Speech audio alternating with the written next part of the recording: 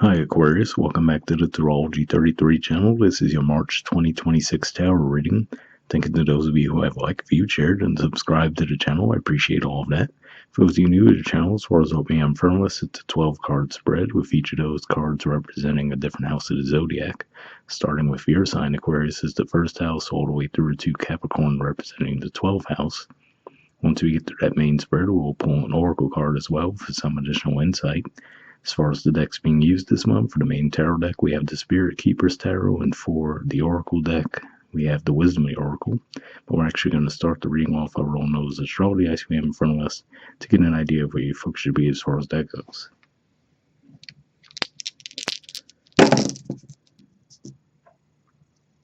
Alright, we have Mercury. So, fitting to see this come up because Mercury retrograde pretty much just started today. And that Mercury retrograde will be taking place in Pisces, which is your second house of possession, self-worth, and finances. So there could definitely be some moving parts as far as that goes. We have 1. So in this context, this would be you guys. So it could just be saying that you're focusing on yourselves quite a bit this month, right? Maybe being a little bit more withdrawn in some ways, but not so much withdrawn, but maybe a little bit more reflective than normal. And as far as what's going on in your sign currently, of course, we have Pluto there, which is there for the long stay. And then we also have Mars there for a little bit longer, but it'll actually be moving into Pisces on the 2nd of March, so not too much longer. And we have Aries. So for you guys, Aries is your third house of communication, short journeys, and siblings. And I mean, astrologically speaking, currently we've had Chiron there for quite some time. Saturn and Neptune recently moved back in there. And then, of course, on the 20th, we'll have the Sun moving into that sign as well. Venus will be in there pretty much from the 6th of March up until the very end of the month. So plenty of energy flowing through Aries during this month. So it makes sense to see that come up as well. So we'll keep all that in mind as we go through the main spread. So for the first house, which points to personality, self-awareness, and appearance, we have the Shining Flame. This is basically the equivalent of the Knight of Wands. So yeah, so to see this here could just be saying that you might be feeling a little bit more adventurous than normal. At the very least, I feel like this is saying that you might be feeling mentally sharp too. So I feel like this is just saying that, you might be feeling a little bit creative, right? Maybe thinking of some things you might like to do. So even if you're not taking action on them quite yet, I feel like this is saying at the very least you might be planning to do some things that are a bit out of the ordinary for normal routine.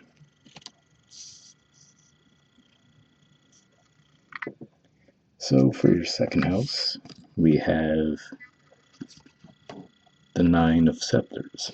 So yeah, so as I mentioned, second house in general points to possession, self-worth, and finances. So to see this here could just be saying that for some of you, maybe you might feel like you've taken your lumps when it comes to your finances, right? But I feel like this is saying at the same time, you're pretty resilient to that area of life, right? So even if you've had your setbacks, it seems like you're still usually able to bounce back from that, but at the same time, it could be a little bit exhausting, right? So like, okay, I guess that's great that I could still generate more money when I need it or whatever the case may be, but it'd be nice to just have a little bit more of a smooth, consistent energy around that for a while.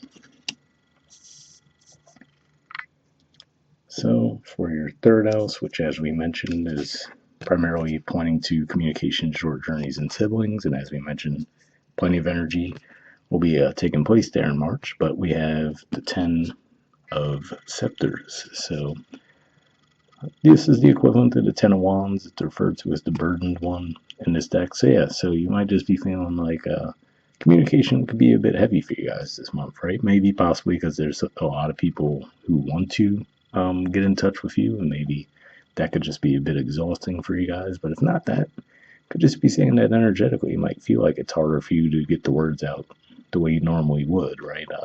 Again, like we said, in your third house communication, there's so much energy there, and some of that being Neptune, right? So maybe that causes your communication to not be received as well as it normally would have been, as far as people might be a little bit confused around what you're saying. And then with that Saturnian energy too, it might feel like it's kind of really forcing you to look at how you're coming across with communication too, to where it just feels like it's more heavy than anything. But if that's the case, I feel like, of course, especially given that we saw Mercury come up for you guys too, could just be the retrograde, even though that's in your second house, just blowing that up even more. So it might be more of a temporary thing. So for the fourth house of home, roots, and family, we have the Two of Orbs. So this is the Two of Pentacles. In this deck, we see they refer to it as the tension. So yeah, it could just be saying that maybe some of you, again, like I said, maybe there's a bit of you that's wanting to explore a little bit, right? And for some of you, that could go as far as maybe you're considering moving, right? So I feel like this is saying, especially given the energies we were just talking about, it might be a little better to just at least travel and give that a try first, right? To see if you just need to get away from your home environment for a little bit, just to get a fresh reset that way. But for others, you maybe through doing so, you might decide that ultimately, yeah, you would like to move, right? But I feel like this is saying until then, you're going to have that uncertainty kind of bugging you in the meantime. All right, so for the fifth house of romance, creativity, and children, we have the Two of Scepters. So this is Aries energy here.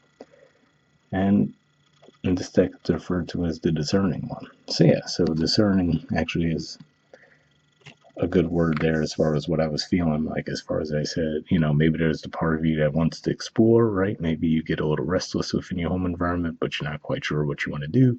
Like this is saying that might be the key, where like I said, maybe just travel, and then that might give you a more of a feel where you could really tap in and say, okay, is this just more of a temporary thing where I just need a quick release and to explore something, or is this more of a permanent nagging thing that's going to keep coming back to me saying that, hey, I need to go into a new environment altogether in the long term? And if this is around romance, I feel like this is saying that, yeah, even if that's what you're exploring in this context, could just be saying that either way, I feel like this is saying you might have a certain level of comfort with yourself to where you're not really in a hurry to jump into anything, right? So that's a good energy to be in those environments because you're not likely to make mistakes.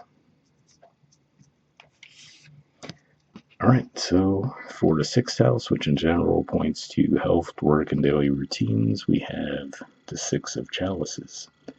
So yeah, so for some of you, this could just be saying maybe you're revisiting something from your past. So of course, given what we just talked about, sixth house represents, for some of you, could be maybe going back to an old work environment, right? That maybe for whatever reason you stepped away from, but now you're reconnecting with it.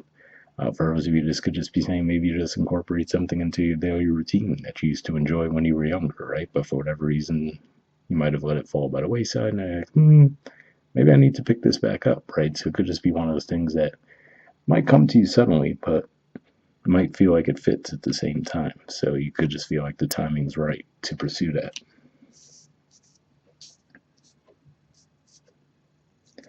All right, so for the seventh house of partnerships, contracts, and relationships, we have the Nine of Orbs. So this is the Nine of Pentacles, Virgo energy here.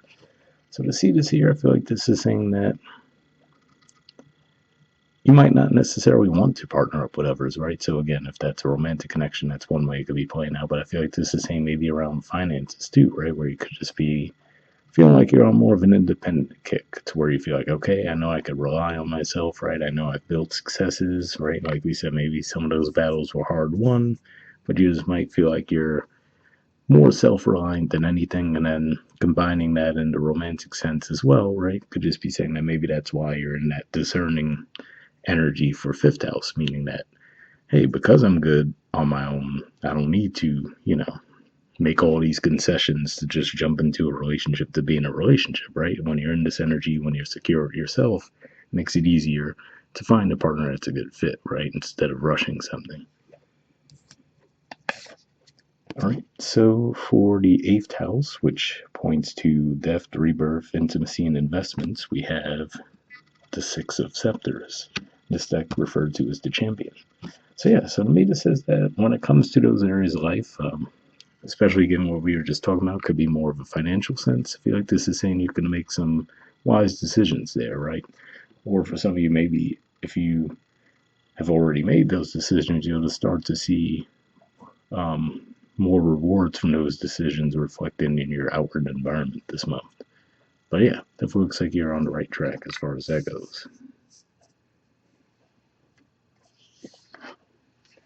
All right, so for the ninth house, which generally points to philosophy, higher learning, foreign affairs, we have the Ebony Shield. So this is the equivalent of the Queen of Pentacles. So this is another indicator here that says to me that, again, like I said, it seems like there's this energy of being solid and grounded when it comes to your finances. Like I said, it seems like there might have been some battles to get you to that point, but I feel like this is saying that you're resilient, you could rely on yourselves, and any setbacks that there may be, it's only a matter of time before you bounce back.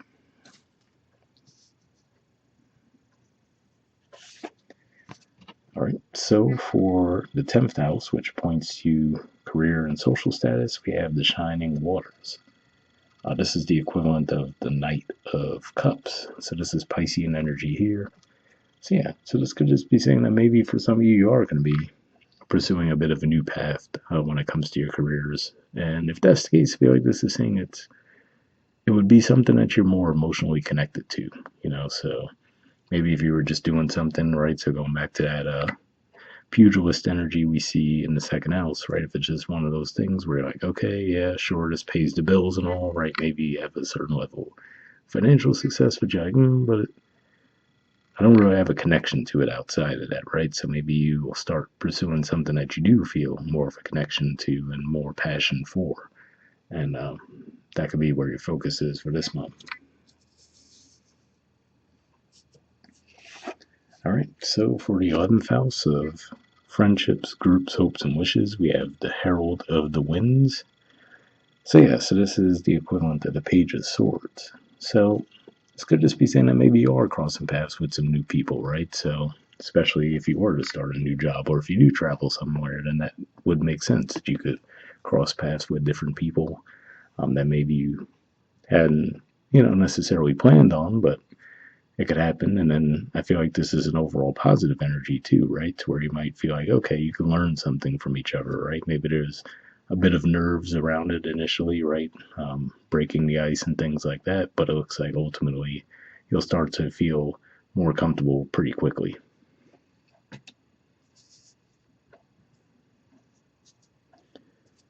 All right. And for the 12th house, which in general points to spirituality, blind spots, and mental health, we have the 10 of chalices. So this is the 10 of cups. It's a Piscean energy too, so you might really start to feel this energy, let's say, in the middle 10 days of March.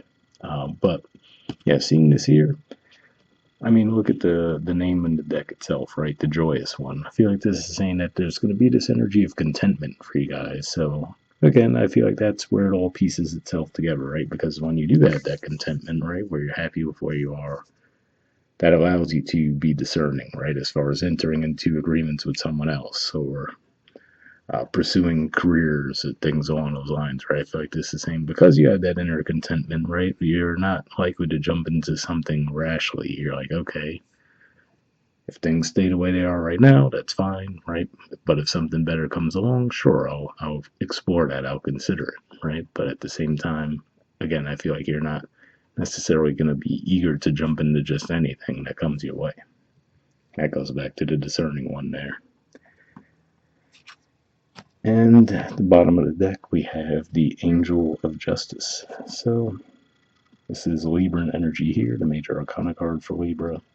And yeah, so to see this, which because that's naturally a ninth house energy for you guys, could just be saying that it's one of those things where this could be a place you've arrived at through your experiences, right? So even if you didn't necessarily really put a lot of weight into those experiences in the moment, maybe you're just reflecting on those experiences and realizing just how much they taught you, right? And how they have put you in a really strong position now because, like we said, you're not desperate to just jump into something for the sake of jumping in it. So that allows you to really just only move on things that really speak to you at a soul level.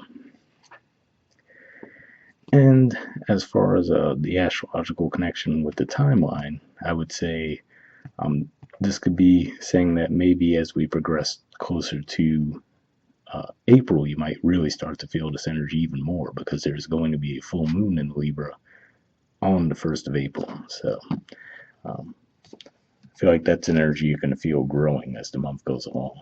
But we'll see what the Oracle card adds to the mix. So, like I mentioned, we're going to pull a card from the Wisdom Oracle. So I'm just going to give this a few shuffles, then we'll cut the deck and pull a card that way.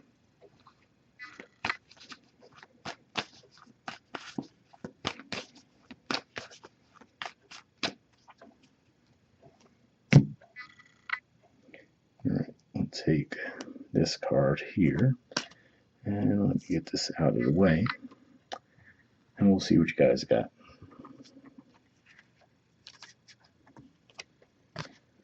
Alright, we have By the Book. There's the artwork and the numbers 11.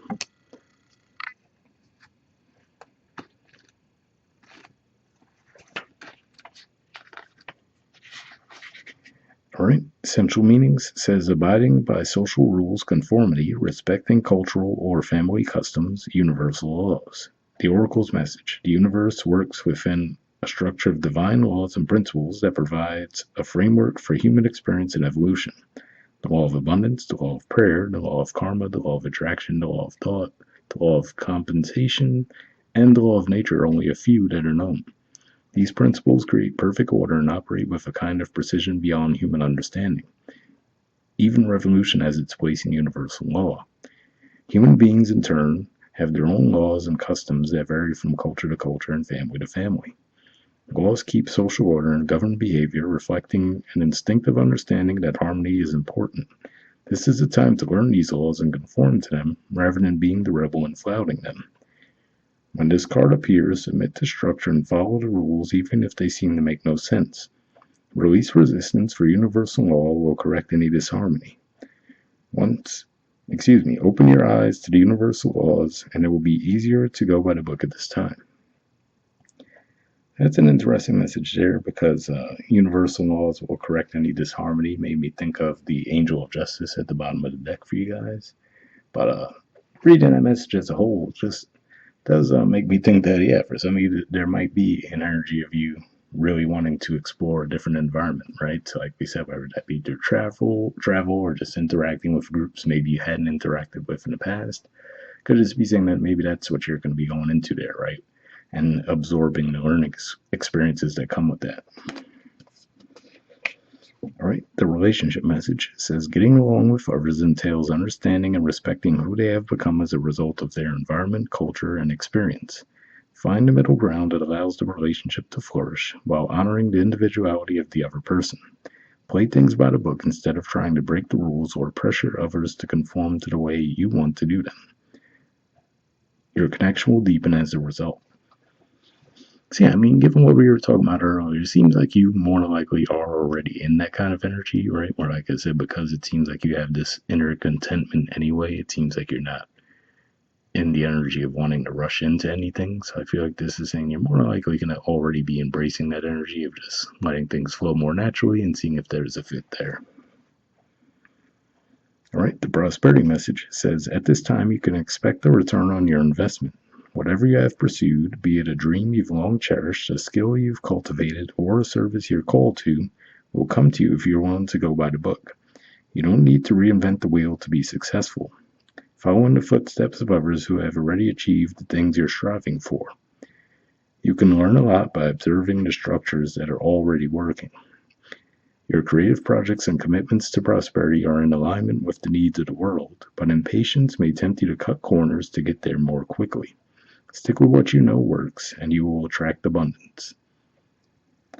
So interesting message there where it talked about impatience may tempt you to cut corners, because the only thing I really see that could point to potential impatience would be the shining flame, which is, like I said, that's the equivalent of the Knight of Wands in the first house. But overall, it seems like you have some pretty good energies that would balance even that out to where you're able to use that in a more constructive manner. But at the very least, it can help to keep that message in mind. So, hope it resonated for you guys, and we'll wrap up there. All right, bye.